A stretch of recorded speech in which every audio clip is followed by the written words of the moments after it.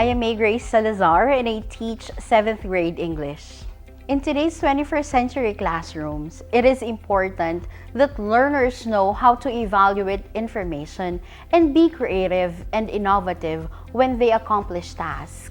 In the same way, they must learn the process of higher order thinking that is an important yet attainable goal in all classrooms, in all grade levels, and in every subject. So class, I have here a picture of a centipede. Now, I have here a question for you.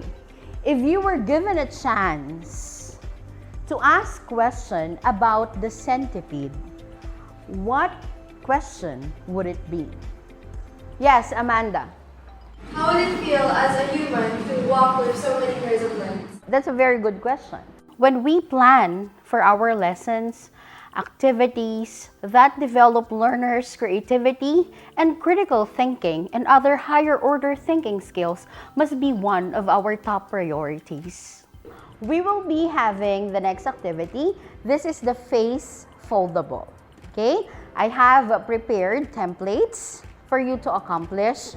We have to fold each side of the horizontal sheet of the paper in the middle. There's already a face wherein you have to put color, okay? You have to add art into it. And then put words to describe the outward appearance of the character on the outside. These can be the things that are obvious from the story that we read. And then when you open up the pages, you will write the character traits and words to describe the character's emotions on the inside. These are the things that you have to infer about the character's traits based on the story that we have read. The lists are endless for strategies on developing the critical thinking skills of the learners. I have here a Venn diagram. Do you know this? This one? Okay. This is familiar, right? So we use the Venn diagram to compare and contrast ideas. And can you please write on this part the differences of Eddie with Delia, and here on the inside, the similarities that they share. In my class, I use graphic organizers where learners can compare and contrast ideas, develop concepts, or even summarize ideas. These graphic organizers help them process the concepts realistically. I also ask directive and purposeful questions to exercise their critical thinking skills.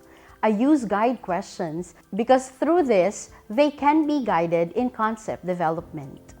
I have two questions again. Okay? To what object can you compare Eddie and why? Yes, MJ. I think for Eddie, I could compare him to a vintage bomb. It is there as if it's sleeping away from people's sight, but when triggered, it could explode like Eddie's hatred for Delia. Oh, that's good. For application of their learning, I encourage them to reflect on what they know, what they learn, and what they have learned in the topic. This makes them reflective, at the same time, critical of their own learning. So now that we're able to identify the conflict between Delia and Eddie, I have here some questions for you to ponder. Are you experiencing conflict with somebody? Do you want to share it with us? What do you think is the best solution to resolve the conflict that you're experiencing now? Yes, Gemma? Recently, me and my best friend had a little misunderstanding. And to resolve this, I think that we should talk things through so we can understand each other. That's good. How about this one? If you are in conflict with someone else, would you inflict harm to him or her? Ma'am, for me, if I am in conflict with someone, I would never ever inflict harm to him or her. Instead, I will solve things between us in a non-violent way, like talking about the problem or by proper communication.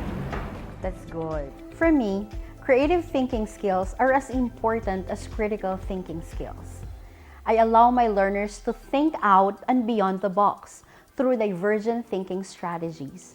As much as possible, I allow them to express their creativity in the tasks that we do, allowing them to think of many different and unusual ways or ideas. They also create something out of the learned concepts through role play and other related outputs. I'm Mrs. Eden Samadan. I'm the principal of Makati Science High School. I really am a staunch supporter of developing critical and creative thinking among our learners. That's why it's very important for teachers to employ different strategies. It is very important that we develop them to be creative thinkers as well, because we cannot thrive in the 21st century if we are not into creating new things and develop ourselves. That's why as early as while they are in school, they should be able to use their higher order thinking skills, and that specifically would be for them to develop critical and creative thinking.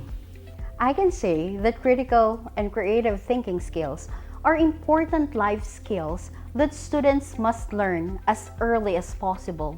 This way, they can solve problems that they might encounter along the way.